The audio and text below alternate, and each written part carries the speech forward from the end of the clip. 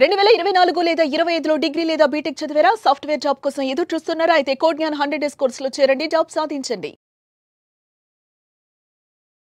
ప్రస్తుతం మనతో పాటు ఉన్నారు మెదక్ ఎంపీ రఘునందన్ గారు. ఒకసారి ఆయనతో మాట్లాడదాం. పాకిస్తాన్కి ఇండియాకి జరుగుతున్నటువంటి ఈ ప్రత్యక్ష యుద్ధం గురించి ఆయన ఏం చెప్తారో ఒకసారి చూద్దాం. సార్ నమస్తే అండి. నమస్తే.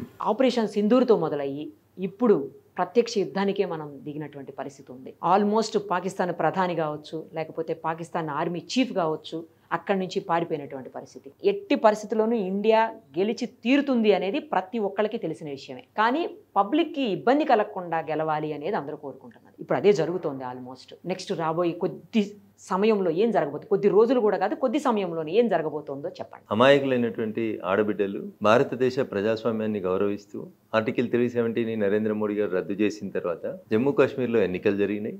ప్రజాస్వామ్యబద్ధంగా ప్రభుత్వం ఏర్పడింది. జమ్మూ కాశ్మీర్ ప్రధాన ఆదాయం టూరిజం. భారత ప్రభుత్వం నరేంద్ర మోడీ గారి నాయకత్వంలో ప్రశాంతమైనటువంటి వాతావరణాన్ని గత 2 సంవత్సరాలుగా ఏర్పాటు చేసిందని విశ్వసించి ఈ దేశ ప్రజలు సుమారు 25 లక్షల మంది టూరిజం పేరిట జమ్మూ కాశ్మీర్ని విజిట్ చేసి అక్కడి ప్రాంతంలో ఒక మంచి వాతావరణాన్ని కల్పించి అక్కడి ప్రజల ఆదాయాన్ని పెంచేందుకు ఈ దేశ ప్రజలంతా కాశ్మీర్ మాది అని చెప్పి ప్రశాంతంగా తిరుగుతూ జమ్మూ కాశ్మీర్ ప్రజలు కూడా నరేంద్ర మోడీ గారి నాయకత్వాన్ని యాక్సెప్ట్ చేస్తున్న తరుణంలో కొంతమంది అశాంతికి, అల్లరికి, ఈ దేశ సమగ్రతకి భంగం కలిగించే రీతి లోపల పాక్ ప్రేరేపిత ఉగ్రవాద సంస్థలలో శిక్షణ పొందినటువంటి పట్టుమని పిడిగడు లేనటువంటి మంది వచ్చి భారతదేశంలో ప్రశాంతతని భగ్నం చేసేందుకు ప్రయత్నించి భారత ఆడబిడ్డల్ని మీద ఏ కులం ఏ మతం అని అడుగుతూ చంపి వాళ్ళ కళ్ళ ముందే వాళ్ళ భర్తల గుడ్డలు విడదీసి మతాన్ని ఐడెంటిఫై చేసి చంపినప్పుడు నా భర్తతో పాటు నన్ను కూడా కాల్చమని అన్నప్పుడు పోయి మోడీకి చెప్పుకో అని చెప్పి ఎకసెక్కాలు ఆడినటువంటి ముష్కరులకి సమాధానం చెప్పాలని ఈ దేశంలో ఉన్న ప్రతి పౌరుడు కోరుకుంటాడని నేను అనుకుంటున్నాను. కోరుకున్నారు సార్, కోరుకున్నప్పుడు భారత ప్రభుత్వం మా ఆడబిడ్డల నుదుటి సింధూరాన్ని తుడిచిన ఎదవలు ఎవరైతున్నారో వాళ్ళకి ఆపరేషన్ సింధూర్ పేరిట అదే ఆడబిడ్డలతోటి గుణపాఠం చెప్పించాలనేటువంటి ఒక మంచి లక్ష్యంతో, ఒక మంచి మెసేజ్ని ప్రపంచానికి చెప్పాలనేటువంటి ఉద్దేశంతో నరేంద్ర మోడీ గారు ఆపరేషన్ సింధూర్ని ప్రారంభించి పాకిస్తాన్లో ఏ ప్రజలకు కూడా నష్టం చేయలేదు. దాయాది దేశమైనా వాళ్ళ బుద్ధి వంకర బుద్ధి అయినా ఏ ఒక్క పౌరుణ్ణి కూడా లక్ష్యం చేసుకొని భారత ప్రభుత్వం పనిచేయలేదు. 14 రోజులు నరేంద్ర మోడీ గారి నాయకత్వంలో భారతదేశం, భారత ప్రభుత్వం అన్ని రకాలుగా పాకిస్తాన్కి, అంతర్జాతీయ వేదికలకి పాకిస్తాన్ నుంచి వచ్చిన ముష్కర్లు చేసినటువంటి తప్పుని చెప్పి దాన్ని సరిదిద్దుకోమని, ఉగ్రవాద ముఖల్ని ఆ దేశంలోంచి పంపించమని, తీవ్రవాదులకు ఆశ్రయం ఇయ్యొద్దని రకరకాలుగా వాళ్ళకి అర్థమయ్యే భాషలో చెప్పేందుకు ప్రయత్నం చేసినాం. దున్నపోతు మీద వానబడ్డట్టు ఎంత చెప్పినా అర్థం కాకుండా, అర్థమైనా అర్థం కానట్టు ఇంకా కొన్ని ఉగ్రదాడులకు ప్లాన్ చేసి భారతదేశ సమగ్రతని, సమైక్యతని, భారతదేశంలో ప్రజల జీవన విధానాన్ని అతలాకుతలం చేసేందుకు కుట్రలు పన్నుతున్నటువంటి సందర్భంలో బాధ్యత గల ప్రభుత్వంగా భారత ప్రజల రక్షణే తన ప్రథమ కర్తవ్యంగా ఏ తీవ్రవాద స్థావరాలలో శిక్షణ పొందుకుంటూ వచ్చి భారతదేశ అస్థిరతకి పాల్పడుతున్నటువంటి ముష్కరులు ఉన్నారో వాళ్ళందరి మీద టార్గెటెడ్గా వాళ్ళ ట్రైనింగ్ క్యాంప్స్ని మాత్రమే భారత ప్రభుత్వం ధ్వంసం చేసింది. 14 రోజులు పాకిస్తాన్కి అధికారికంగా సమయం ఇచ్చిన తర్వాత మేము యుద్ధం ప్రారంభించలే. ముష్కరులకి ట్రైనింగ్ ఇస్తున్నటువంటి ప్రాంతాలని, వాళ్ళ చేసేటువంటి ప్రయోగశాలల్ని భారత ప్రభుత్వం టార్గెటెడ్గా ఆపరేషన్ సింధూర్ పేరుతో విధ్వంసం చేసింది. అప్పుడన్నా పాకిస్తాన్ ముందుకు వచ్చి మా వాళ్ళు పొరపాటు జరిగింది, ఇట్లాంటి దొంగలకి మేము ఆశ్రయం వేయడం తప్పు, ఇట్లాంటి తీవ్రవాదులకు ఆశ్రయం వేయడం తప్పు, తీవ్రవాదం అనేది ప్రపంచాన్ని అంతటినీ పట్టి పీడిస్తున్నటువంటి సమస్య, జరిగింది జరిగిపోయింది, మా పక్క దేశంతో మేము సఖ్యతతో ఉండాలనుకుంటున్నాం, ఇక మా దేశంలో ఇంతమంది తీవ్రవాదులు ఉన్నారు, వీళ్ళందరినీ అరెస్ట్ చేస్తున్నామని మాట్లాడాల్సిన పాకిస్తాన్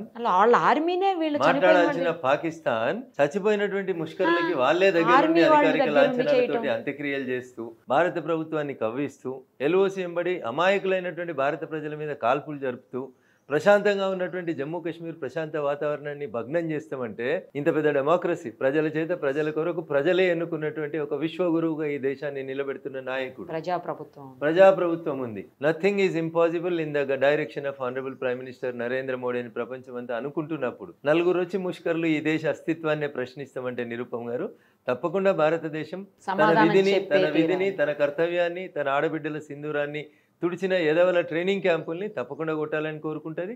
అదే పనిచేసింది. భారతీయుడిగా పనిచేసినందుకు నేను భారత ప్రభుత్వాన్ని అభినందిస్తున్నా, గర్వపడుతున్నా. కానీ ఎల్ఓసి దగ్గర నియంత్రణని వదిలేసి భారత పౌరుల మీద, సివిలియన్స్ మీద దాడులు చేసి భారత గగనతనంలోకి డ్రోన్స్ని పంపించి భారత రక్షణ వ్యవస్థ మీద కూడా మేము దాడి చేస్తామనేటువంటి పాకిస్తాన్ చేపట్టిన కవింపు చర్యల్ని ఖచ్చితంగా ఈ దేశ ప్రజల్ని రక్షించుకోవాల్సిన బాధ్యత కలిగిన ప్రభుత్వంగా ఎక్కడికక్కడ కంట్రోల్ చేస్తూ ఉన్నాం, నియంత్రిస్తూ ఉన్నాం.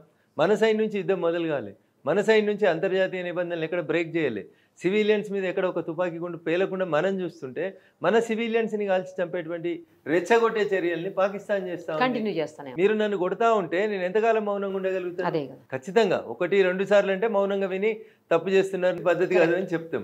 మీరు మీ లిమిటేషన్ దాటిన తర్వాత మీకు అర్థమయ్యే భాషలో చెప్పాలి కదా. కుక్క కాటుకు చెప్పు దెబ్బనే కరెక్ట్ అని చెప్పి పెద్దలు ఉత్తగానే చెప్పలేదు కదా. అట్లే చేస్తా ఉంది ఇలా భారత ప్రభుత్వం. కానీ మేము యుద్ధం కోరుకోవట్లేదు, యుద్ధం స్టార్ట్ కావాలని మేము అనుకుంటలేం. మీరు మీ హద్దులు దాటి మా ఎల్లలు దాటి మా దేశంలోకి వస్తే బరాబర్ మీకు సమాధానం చెప్పడానికి మేము సిద్ధంగా ఉన్నాం.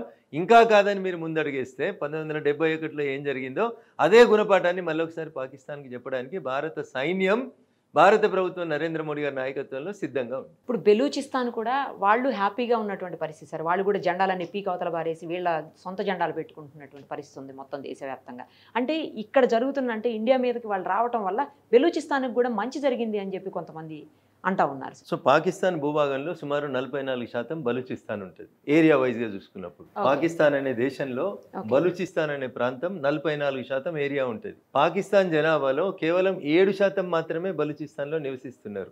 స్కూళ్ళు లేవు, కాలేజీలు లేవు, హాస్పిటల్స్ లేవు. బలూచిస్తాన్లో నివసిస్తున్న ప్రజలని పాకిస్తాన్ ప్రభుత్వము ద్వితీయ శ్రేణి పౌరులుగా పరిగణిస్తుంది. వాళ్ళకి విద్య లేదు, వైద్యం లేదు, వాళ్ళకి కష్టం వస్తే పాకిస్తాన్ ప్రభుత్వం ఆదుకుంటలేదు. దీన్ని నిరసిస్తూ బలూచిస్తాన్ ప్రాంతానికి సంబంధించినటువంటి ప్రజలు దాదాపు ఒక 3-4 దశాబ్దాల నుంచి పాకిస్తాన్లో మేము ద్వితీయ శ్రేణి పౌరులుగా బతకలేం, మా బలూచిస్తాన్ అనే దేశాన్ని మాకు సెపరేట్ చేయండి అని చెప్పి సుదీర్ఘకాలం నుంచి 3-4 దశాబ్దాల నుంచి వాళ్ళు కొట్లాడుతూ వచ్చింది. 10ల సంఖ్యలో పోరాటం ప్రారంభమైనటువంటి బలూచిస్తాన్ లిబరేషన్ ఆర్మీ ఇలా ఇంతింతాయి వటడింతాయి అన్నట్టు ఎదిగింది. చాలాసార్లు పాకిస్తాన్ సైన్యంతో గొడవపడతా ఉన్నారు. ఇలా పాకిస్తాన్ సైన్యం బలూచిస్తాన్ నుంచి భారత బార్డర్ వైపు పోతున్నప్పుడు బలూచిస్తాన్ లిబరేషన్ ఆర్మీ BLA నాయకుడు 2001లోనో 2002లోనో నాయకత్వం వహించినటువంటి వ్యక్తి ఇప్పుడు ఉన్నాడు. అతను ఇదే అదనుగా తీసుకొని పాకిస్తాన్ సైన్యాన్ని బయటికి పంపించేసి బలూచిస్తాన్ని స్వతంత్ర దేశంగా ప్రకటించుకోవాలనుకుంటున్నాడు. 44% area of Pakistan comes under Balochistan. 7% of the population బలూచిస్తాన్లో ఉంది. బలూచిస్తాన్లో అన్ని రకాలైనటువంటి ఖనిజ సంపదలు, అన్ని రకాలైనటువంటి ప్రకృతి సహజ సిద్ధంగా లభించేటువంటి అన్ని సంపదల్ని కలిగినటువంటి ప్రాంతం బలూచిస్తాన్. మరి బలూచిస్తాన్లో పుట్టిన వాళ్ళు బలూచిస్తాన్లో కాకుండా పాకిస్తాన్లో ద్వితీయ శ్రేణి పౌరులుగా ఉండడాన్ని వాళ్ళు చాలా కాలం నుంచి పోరాడుతున్నారు. 4 దశాబ్దాల నుంచి పోరాడుతున్నారు. ఒకవేళ భారతదేశం పాకిస్తాన్ లాగా చిల్లర ఆలోచన చేసి ఉంటే బలూచిస్తాన్కి BLAకి మనం కూడా ఆయుధాలు ఇచ్చి పాకిస్తాన్ వాళ్ళని చంపించేవాళ్ళం ఈ పాటికే. బలూచిస్తాన్ ఒక స్వతంత్ర దేశంగా ప్రకటించమని కోరేటోళ్ళం. We never tried that one.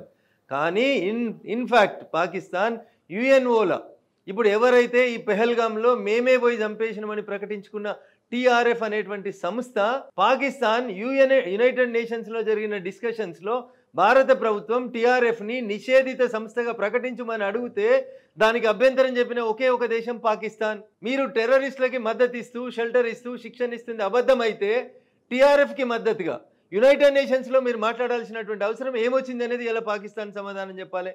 ఒక్కసారి కాదు 2 సార్లు యునైటెడ్ నేషన్స్లో TRF అనేటువంటి సంస్థని జైషే మహమ్మద్ లాగా లష్కరే తోయిబా లాగా నిషేధించండి అని భారత ప్రభుత్వం ప్రతిపాదించిన రోజు దాన్ని వ్యతిరేకించింది పాకిస్తాన్ ప్రభుత్వమే. దీన్ని బట్టి ఏమర్థమవుతుంది అంటే లష్కరే తోయిబా వాళ్ళు మా దగ్గరనే ట్రైనింగ్ అవుతారు, జైషే మహమ్మద్ మా దగ్గరనే ట్రైనింగ్ అవుతుంది, కాందహార్లో విమానాన్ని హైజాక్ చేసి ఇడిపించకపోయిన తీవ్రవాదులకి మేమే షెల్టర్ ఇస్తాం, వాళ్ళకి AK-47లతోటి మేమే బందోబస్తు ఇస్తాం, మేమే ట్రైనింగ్ క్యాంపులు నడుపుతాం, సుస్థిరంగా ఉన్న భారతదేశాన్ని అస్థిరం చేస్తామంటే భారత ప్రజలు, భారత పౌరులు ప్రశాంతంగా నిద్రపోవాలంటే ఏం చేయాలో చేస్తా ఉంది భారత ప్రభుత్వం. ఎక్కడ వరకు దారి తీయొచ్చు సార్ ఇది? ఇప్పుడుతో కనీసం కట్టడి చేయగలుగుతామా పాకిస్తాన్? అడిగే ప్రశ్న ఏముంటుంది అనే దాన్ని బట్టి రఘునందన్ నుంచి వచ్చే సమాధానం ఉంటుంది. పాకిస్తాన్ ఏం తలతిక్క పనులు చేస్తుంది అన్న దాన్ని బట్టి భారత సైన్యం దానికి రిప్లై ఇస్తుంది. మనం రిప్లై ఇస్తా ఉన్నాం, మనం యుద్ధం కోరుకుంటలేము, ఇంకా శాంతి కాముకంగానే ఉండాలనుకుంటున్నాం. కానీ వాళ్ళు ఇంకా కొట్లాడాలనే మూడ్లో ఉన్నప్పుడు మనం ఏం చేస్తాం నిరుపమ గారు? వారు కోరుకున్నదే మనం ఇస్తాం. వాళ్ళు ఏ వినాశనాన్ని కోరుకుంటున్నారో ఆ వినాశనాన్ని భారత్ ఇస్తుంది వాళ్ళకి. POKని ఇప్పుడన్నా మనం అంటే పాక్ ఆక్యుపైడ్ కాశ్మీర్ ఏదైతే ఉందో అది మనది, అది ఇప్పటికైనా మనం సాధించుకోవాలి. ఒకవేళ ఈ దేశ ప్రజలందరి ఆకాంక్ష అదే అయితే ప్రజల చేత ప్రజల కొరకు ఎన్నుకోబడినటువంటి పాలకుడు నరేంద్ర మోడీ గారు ఖచ్చితంగా అదే చేస్తారు. జరుగుతున్నటువంటి ఏదైతే మనం యుద్ధం అంటామా, లేకపోతే ప్రత్యక్ష యుద్ధమా, పరోక్ష యుద్ధమా, లేదా ఇద్దరి మధ్యన జరుగుతున్నటువంటి గొడవన ఏదైనా కానివ్వండి, కానీ పౌరులకు ఇబ్బంది కలగకుండా ప్రజా ప్రభుత్వమే ఉంది కాబట్టి ప్రజల్ని దృష్టిలో పెట్టుకొని చేస్తారు అని చెప్పేసి ప్రతి ఒక్కళ్ళు మాట్లాడుతారు. 100% ఇప్పుడు నిన్న రాత్రి నుంచి పాకిస్తాన్ చేస్తున్నటువంటి కవ్వింపు చర్యలలో సాధ్యమైనంత వరకు ఈ దేశ పౌరుల రక్షణనే మా ప్రథమ కర్తవ్యంగా పనిచేస్తుంది భారత సైన్యం తప్ప ఇంకొక లక్ష్యం లేదు అక్కడ. వాళ్ళు చేసినట్టు పిచ్చి పనులు మనం చేసుకోవాలనుకుంటే నిలబెట్టి నెట్టుకుంటూ పోయి లాహోర్ దాకా కొట్టుకొచ్చేంత సత్తా భారత సైన్యానికి ఉంది. అయినా మనం తప్పు చేయట్లేదు. ఇంకా మనం సహనంతో ఉంటున్నాం, ఇతరుల్ని గౌరవిస్తూ ఉన్నాం.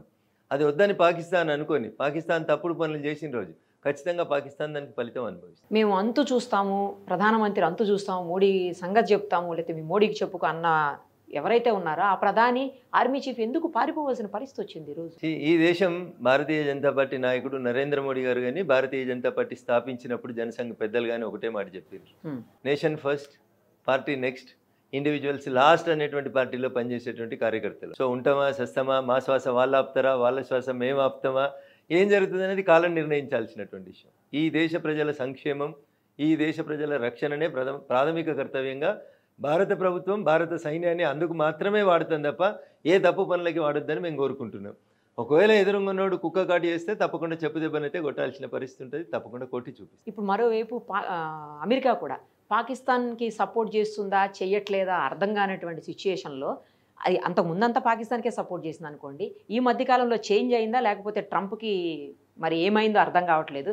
రెండు స్ట్రాంగెస్ట్ దేశాలు కాబట్టి సంయమనం పాటించండి, కొట్లాడుకోవద్దని చెప్తున్నాడు. ఎవరు స్ట్రాంగెస్ట్ దేశం? పాకిస్తాన్ స్ట్రాంగెస్ట్ దేశం. సో ఎవరి కళ్ళతో చూస్తే ఎవరికి ఏం కనబడుతుందో మనకు సంబంధం లేదు. ప్రపంచంలో అందరికంటే మనం స్ట్రాంగ్ అని నేను విశ్వసిస్తాను. నా ప్రధానమంత్రి, ఈ దేశ ప్రధానమంత్రి నరేంద్ర మోడీ కూడా భారతీయులే స్ట్రాంగ్ అని విశ్వసిస్తారు. కాబట్టి భారతదేశం హితం ఏదో భారతదేశ ప్రజలే నిర్ణయిస్తారు, భారత ప్రధాని నిర్ణయిస్తారు. ఇతరులు ఇచ్చే ఉచిత సలహాలని వినాలనా వినకూడదా అనేది భారత ప్రజానికం ఆలోచించుకుంటారు, భారత ప్రభుత్వం ఆలోచిస్తుంది, అఖిలపక్ష సమావేశంలో తీర్మానం చేస్తారు, దానికి అనుగుణంగా భారత ప్రభుత్వం ముందుకు.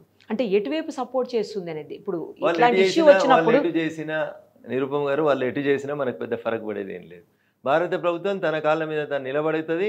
అమెరికా పాకిస్తాన్కి వేసినా, చైనా పాకిస్తాన్కి వేసినా, రష్యా పాకిస్తాన్కి చేసినా ధర్మం మన దిక్కు ఉంది కాబట్టి ధర్మం దిక్కే మనం ఉంటాం. నరేంద్ర మోడీ గారి నాయకత్వంలో ఎవరు ఏ దేశాలు ఎడుదిక్కుపోయినా ఈ పోరాటం ఎటు నుంచి ఎటు మలుపు తిరిగిన అంతిమ విజయం భారత ప్రజలది, భారత ప్రభుత్వాన్ని, నరేంద్ర మోడీ గారిదే అవుతుంది. ఫైనల్గా ఒకటి చెప్పండి సార్, ఈ ఆపరేషన్ సింధూర్ ఏదైతే ఉందో అది 2 మహిళలతో స్టార్ట్ చేసింది ప్రభుత్వం. అంటే చాలామంది మగవాళ్ళు ఉన్నప్పటికీ యుద్ధ నౌకల్ని, యుద్ధ విమానాల్ని నడపడంలో స్పెషలిస్టులు అయినటువంటి లేడీస్ని తీసుకొచ్చి చేయటం అంటే కేవలం ఆడవాళ్ళ సింధూరం తీశారు కాబట్టి దానికి సమాధానంగానే చేశారా, లేదంటే మా దగ్గర ఆడవాళ్లే చాలరా మీకు సమాధానం చెప్పడానికి అని చేశారా? మీరు ఎట్లా అన్వయించుకుంటే అట్లా నిరుపమ గారు. ఆడబిడ్డల్ని తక్కువ అంచనా వేసుకోవద్దు అనేది నేను మొదటి నుంచి చెప్తా ఉన్నాను. ఆడబిడ్డల సామర్థ్యాన్ని గుర్తించి మిలిటరీలో కానీ రేపు భవిష్యత్తులో పార్లమెంట్ అసెంబ్లీలో కానీ 33% రిజర్వేషన్ మహిళా సోదరిమణులకి ఇవ్వాలి, మాతృమూర్తులను ఎంకరేజ్ చేయాలని పనిచేస్తున్నటువంటి ప్రభుత్వం నరేంద్ర మోడీ గారి ప్రభుత్వం. వాళ్ళు ఇంట్లో గిన్నెలైన దోమగలుగుతారు, అన్నమైన వండగలుగుతారు, అవసరమైతే రఫేల్ విమానాలను తీసుకుపోయి శత్రు దేశాలకు పోయి కొట్టైనా రాగలుగుతారు అనేది భారత మహిళల యొక్క గొప్పతనం. రాణి రుద్రమల్ని, ఝాన్సీ లక్ష్మీబాయిని ఆదర్శంగా తీసుకొని ఎదుగుతున్న అనేక మంది భారత మాతృమూర్తుల్ని పోయి నరేంద్ర మోడీకి పోయి చెప్పుకోపోని ఎగతాలు చేసిన మూర్ఖునికి వాళ్ళతోటే సమాధానం చెప్పించడం కరెక్ట్ అని ఈ దేశ ప్రజలు కోరుకున్నారు. అదే నరేంద్ర మోడీ గారు చేసి. You should appreciate this. Yes, ఖచ్చితంగా అదే. Thank you sir. సుమన్ టీవీలో మీ పర్సనల్ అండ్ బిజినెస్ ప్రమోషన్స్ కోసం కింది నెంబర్కి కాంటాక్ట్ చేయండి.